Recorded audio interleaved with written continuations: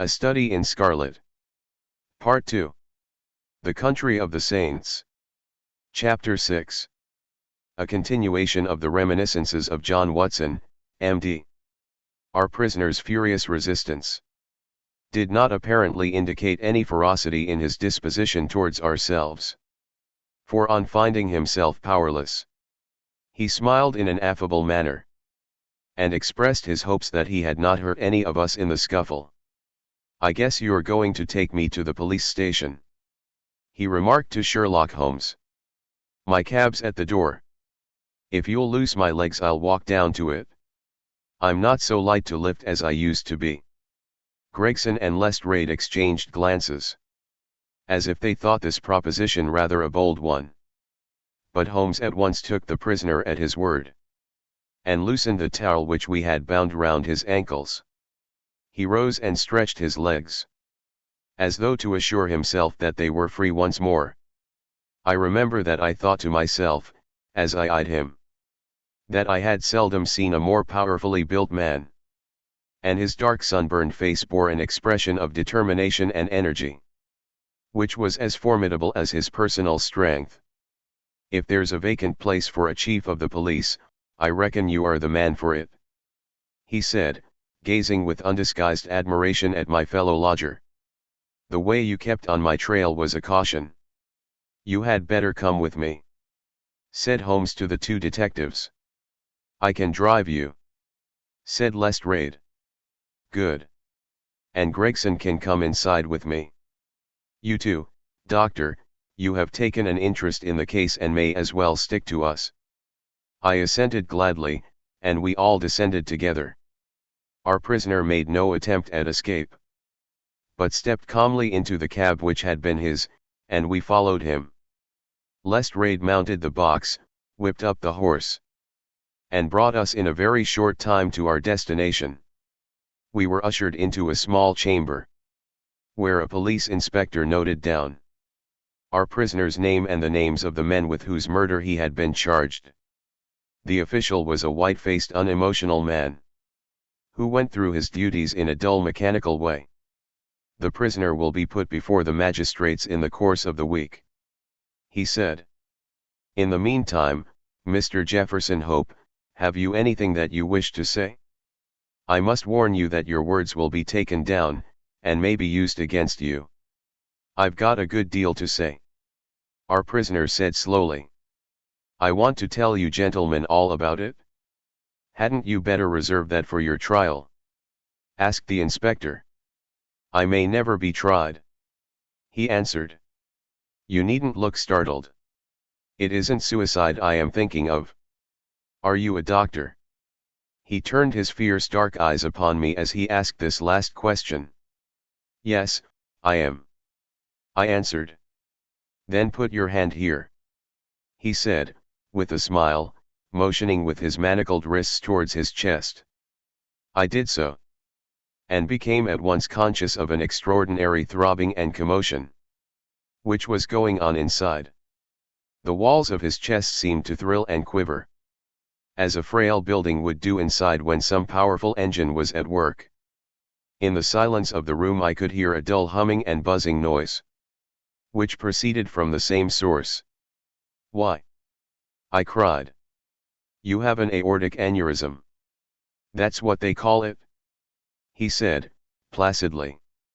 "I went to a doctor last week about it, and he told me that it is bound to burst before many days passed. It has been getting worse for years. I got it from overexposure and underfeeding among the Salt Lake Mountains.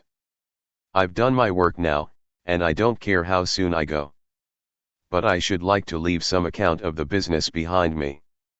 I don't want to be remembered as a common cutthroat." The inspector and the two detectives had a hurried discussion as to the advisability of allowing him to tell his story. "Do you consider, Doctor, that there is immediate danger?" the former asked. "Most certainly there is," I answered. "In that case it is clearly our duty, in the interests of justice, to take his statement," said the inspector. "You are at liberty, sir, to give your account, which I again warn you will be taken down." "I'll sit down, with your leave," the prisoner said, suiting the action to the word. "This aneurysm of mine makes me easily tired.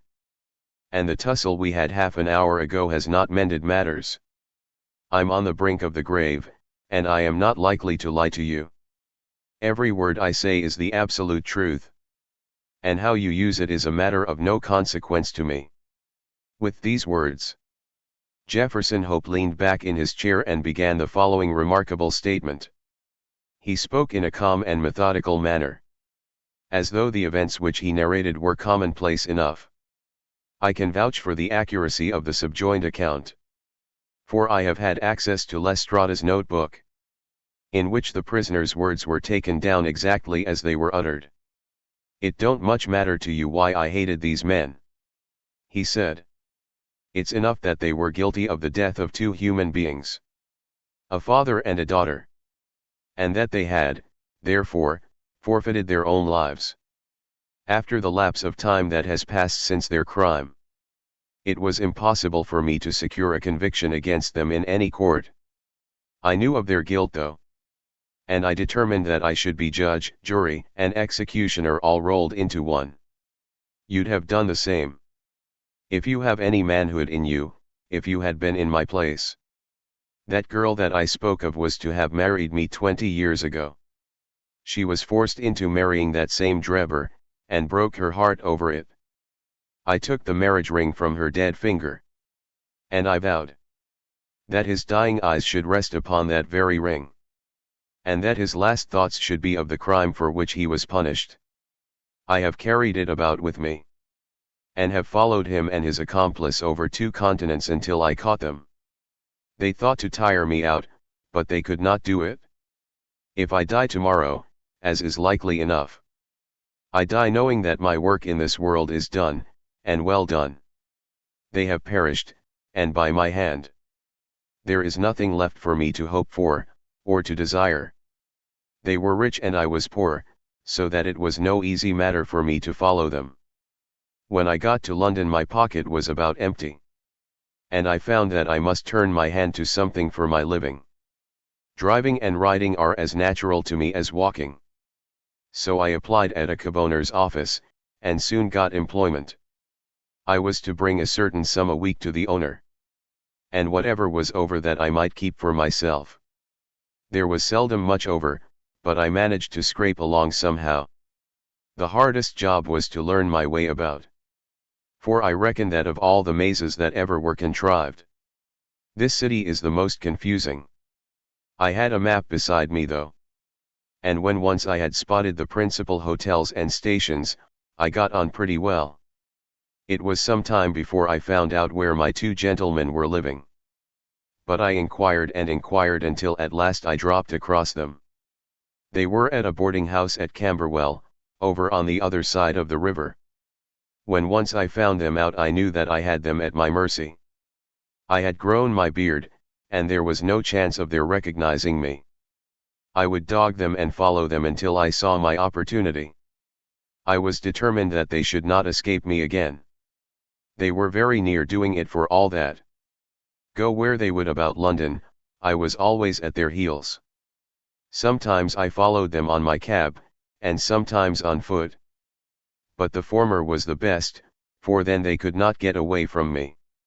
It was only early in the morning or late at night that I could earn anything, so that I began to get behindhand with my employer. I did not mind that, however, as long as I could lay my hand upon the men I wanted. They were very cunning, though. They must have thought that there was some chance of their being followed, for they would never go out alone, and never after nightfall. During 2 weeks I drove behind them every day, and never once saw them separate. Drebber himself was drunk half the time, but Stangerson was not to be caught napping. I watched them late and early, but never saw the ghost of a chance. But I was not discouraged, for something told me that the hour had almost come. My only fear was that this thing in my chest might burst a little too soon and leave my work undone. At last, one evening, I was driving up and down Torquay Terrace, as the street was called, in which they boarded. when I saw a cab drive up to their door. Presently some luggage was brought out. And after a time Drever and Stangerson followed it, and drove off. I whipped up my horse and kept within sight of them, feeling very ill at ease. For I feared that they were going to shift their quarters. At Euston Station they got out. And I left a boy to hold my horse, and followed them onto the platform. I heard them ask for the Liverpool train. And the guard answer that one had just gone and there would not be another for some hours. Stangerson seemed to be put out at that, but Drever was rather pleased than otherwise. I got so close to them in the bustle that I could hear every word that passed between them. Drever said that he had a little business of his own to do, and that if the other would wait for him he would soon rejoin him. His companion remonstrated with him, and reminded him that they had resolved to stick together. Drever answered that the matter was a delicate one, and that he must go alone. I could not catch what Stangerson said to that. But the other burst out swearing, and reminded him that he was nothing more than his paid servant, and that he must not presume to dictate to him. On that the secretary gave it up as a bad job, and simply bargained with him that if he missed the last train he should rejoin him at Halliday's private hotel. To which Drever answered that he would be back on the platform before 11, and made his way out of the station. The moment for which I had waited so long had at last come. I had my enemies within my power. Together they could protect each other, but singly they were at my mercy.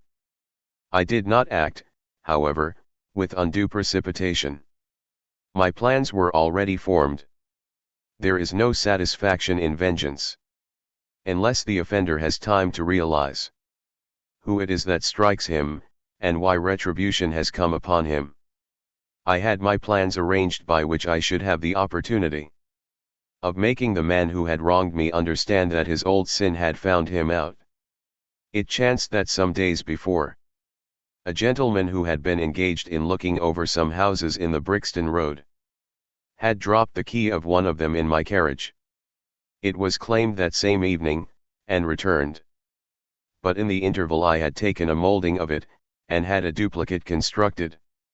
By means of this I had access to at least one spot in this great city, where I could rely upon being free from interruption. How to get Drever to that house was the difficult problem which I had now to solve. He walked down the road and went into one or two liquor shops, staying for nearly half an hour in the last of them. When he came out he staggered in his walk, and was evidently pretty well on. There was a hansom just in front of me, and he hailed it. I followed it so close that the nose of my horse was within a yard of his driver the whole way. We rattled across Waterloo Bridge and through miles of streets, until, to my astonishment, we found ourselves back in the terrace in which he had boarded. I could not imagine what his intention was in returning there. But I went on and pulled up my cab 100 yards or so from the house. He entered it, and his hansom drove away. "Give me a glass of water, if you please. My mouth gets dry with the talking." I handed him the glass, and he drank it down. "That's better," he said. Well, I waited for a quarter of an hour, or more, when suddenly there came a noise like people struggling inside the house. Next moment the door was flung open and two men appeared, one of whom was Drever, and the other was a young chap whom I had never seen before. This fellow had Drever by the collar, and when they came to the head of the steps, he gave him a shove and a kick which sent him half across the road. "You hound!" he cried, shaking his stick at him. "I'll teach you to insult an honest girl." He was so hot that I think he would have thrashed Drever with his cudgel, only that the cur staggered away down the road as fast as his legs would carry him. He ran as far as the corner, and then, seeing my cab, he hailed me and jumped in. "Drive me to Halliday's private hotel," said he, when I had him fairly inside my cab. My heart jumped so with joy that I feared lest at this last moment my aneurysm might go wrong. I drove along slowly, weighing in my own mind what it was best to do. I might take him right out into the country, and there in some deserted lane have my last interview with him. I had almost decided upon this, when he solved the problem for me. The craze for drink had seized him again, and he ordered me to pull up outside a gin palace. He went in, leaving word that I should wait for him. There he remained until closing time. And when he came out he was so far gone that I knew the game was in my own hands. Don't imagine that I intended to kill him in cold blood. It would only have been rigid justice if I had done so. But I could not bring myself to do it. I had long determined that he should have a show for his life if he chose to take advantage of it. Among the many billets which I have filled in America during my wandering life, I was once janitor and sweeper out of the laboratory at York College. One day the professor was lecturing on poisons, and he showed his students some alkaloid, as he called it, which he had extracted from some South American arrow poison, and which was so powerful that the least grain meant instant death. I spotted the bottle in which this preparation was kept, and when they were all gone, I helped myself to a little of it. I was a fairly good dispenser, so I worked this alkaloid into small, soluble pills, and each pill I put in a box with a similar pill made without the poison. I determined at the time that when I had my chance, my gentlemen should each have a draw out of one of these boxes, while I ate the pill that remained. It would be quite as deadly, and a good deal less noisy than firing across a handkerchief. From that day I had always my pill boxes about with me, and the time had now come when I was to use them. It was nearer 1 than 12, and a wild, bleak night, blowing hard and raining in torrents, dismal as it was outside. I was glad within, so glad that I could have shouted out from pure exultation. If any of you gentlemen have ever pined for a thing, and longed for it during 20 long years, and then suddenly found it within your reach, you would understand my feelings. I lit a cigar, and puffed at it to steady my nerves. But my hands were trembling, and my temples throbbing with excitement. As I drove, I could see old John Ferrier and sweet Lucy looking at me out of the darkness and smiling at me, just as plain as I see you all in this room. All the way they were ahead of me, one on each side of the horse, until I pulled up at the house in the Brixton Road. There was not a soul to be seen, nor a sound to be heard, except the dripping of the rain. When I looked in at the window, I found Drebber all huddled together in a drunken sleep. I shook him by the arm. "It's time to get out," I said. "All right, cabby," said he. I suppose he thought we had come to the hotel that he had mentioned, for he got out without another word, and followed me down the garden. I had to walk beside him to keep him steady, for he was still a little top-heavy. When we came to the door, I opened it, and led him into the front room. I give you my word that all the way the father and the daughter were walking in front of us. "It's infernally dark," said he, stamping about. "We'll soon have a light," I said, striking a match and putting it to a wax candle which I had brought with me. "Now, Enoch Drebber," I continued, turning to him, and holding the light to my own face, "who am I?" He gazed at me with bleared, drunken eyes for a moment, and then I saw a horror spring up in them, and convulse his whole features, which showed me that he knew me. He staggered back with a livid face, and I saw the perspiration break out upon his brow, while his teeth chattered in his head. At the sight, I leaned my back against the door and laughed loud and long. I had always known that vengeance would be sweet, but I had never hoped for the contentment of soul which now possessed me. "You dog," I said. "I have hunted you from Salt Lake City to St. Petersburg, and you have always escaped me. Now, at last your wanderings have come to an end. For either you or I shall never see tomorrow's sun rise. He shrunk still further away as I spoke. And I could see on his face that he thought I was mad. So I was for the time. The pulses in my temples beat like sledgehammers. And I believe I would have had a fit of some sort, if the blood had not gushed from my nose and relieved me. What do you think of Lucy Ferrier now? I cried, locking the door, and shaking the key in his face. Punishment has been slow in coming, but it has overtaken you at last. I saw his coward lips tremble as I spoke.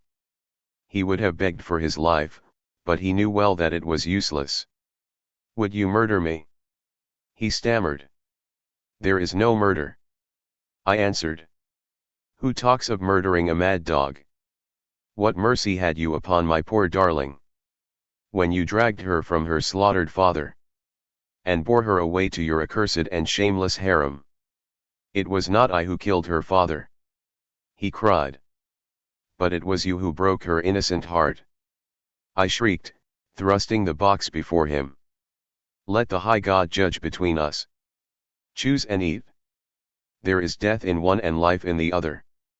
I shall take what you leave. Let us see if there is justice upon the earth, or if we are ruled by chance. He cowered away with wild cries and prayers for mercy. But I drew my knife and held it to his throat until he had obeyed me. Then I swallowed the other. And we stood facing one another in silence for a minute or more, waiting to see which was to live and which was to die. Shall I ever forget the look which came over his face when the first warning pangs told him that the poison was in his system? I laughed as I saw it, and held Lucy's marriage ring in front of his eyes. It was but for a moment, for the action of the alkaloid is rapid. A spasm of pain contorted his features. He threw his hands out in front of him, staggered. And then, with a hoarse cry, fell heavily upon the floor. I turned him over with my foot, and placed my hand upon his heart. There was no movement. He was dead. The blood had been streaming from my nose, but I had taken no notice of it. I don't know what it was that put it into my head to write upon the wall with it. Perhaps it was some mischievous idea of setting the police upon a wrong track. For I felt light-hearted and cheerful. I remembered a German being found in New York with Ratch written up above him. And it was argued at the time in the newspapers that the secret societies must have done it. I guessed that what puzzled the New Yorkers would puzzle the Londoners. So I dipped my finger in my own blood and printed it on a convenient place on the wall. Then I walked down to my cab, and found that there was nobody about, and that the night was still very wild. I had driven some distance, when I put my hand into the pocket in which I usually kept Lucy's ring, and found that it was not there. I was thunderstruck at this, for it was the only memento that I had of her. Thinking that I might have dropped it when I stooped over Drever's body, I drove back, and leaving my cab in a side street, I went boldly up to the house. For I was ready to dare anything rather than lose the ring. When I arrived there, I walked right into the arms of a police officer who was coming out, and only managed to disarm his suspicions by pretending to be hopelessly drunk. That was how Enoch Drever came to his end. All I had to do then was to do as much for Stangerson, and so pay off John Ferrier's debt. I knew that he was staying at Halliday's private hotel, and I hung about all day. But he never came out. I fancy that he suspected something when Drever failed to put in an appearance. He was cunning, was Stangerson, and always on his guard. If he thought he could keep me off by staying indoors, he was very much mistaken. I soon found out which was the window of his bedroom. And early next morning, I took advantage of some ladders which were lying in the lane behind the hotel, and so made my way into his room in the grey of the dawn. I woke him up and told him that the hour had come when he was to answer for the life he had taken so long before. I described Drever's death to him, and I gave him the same choice of the poisoned pills. Instead of grasping at the chance of safety which that offered him, He sprang from his bed and flew at my throat. In self-defense I stabbed him to the heart. It would have been the same in any case. For Providence would never have allowed his guilty hand to pick out anything but the poison. I have little more to say, and it's as well, for I am about done up. I went on cabbing it for a day or so, intending to keep at it until I could save enough to take me back to America. I was standing in the yard, when a ragged youngster asked if there was a cabbie there called Jefferson Hope, and said that his cab was wanted by a gentleman at 221B, Baker Street. I went round, suspecting no harm. And the next thing I knew, this young man here had the bracelets on my wrists, and as neatly shackled as ever I saw in my life. That's the whole of my story, gentlemen. You may consider me to be a murderer, but I hold that I am just as much an officer of justice as you are. So thrilling had the man's narrative been, and his manner was so impressive, that we had sat silent and absorbed. Even the professional detectives, blasé as they were in every detail of crime, appeared to be keenly interested in the man's story. When he finished we sat for some minutes in a stillness, which was only broken by the scratching of Lestrada's pencil, as he gave the finishing touches to his shorthand account. There is only one point on which I should like a little more information, Sherlock Holmes said at last. Who was your accomplice who came for the ring which I advertised? The prisoner winked at my friend jocosely. I can tell my own secrets, he said. But I don't get other people into trouble. I saw your advertisement, and I thought it might be a plant, or it might be the ring which I wanted. My friend volunteered to go and see. I think you'll own he did it smartly. Not a doubt of that, said Holmes heartily. Now, gentlemen, the inspector remarked gravely, the forms of the law must be complied with.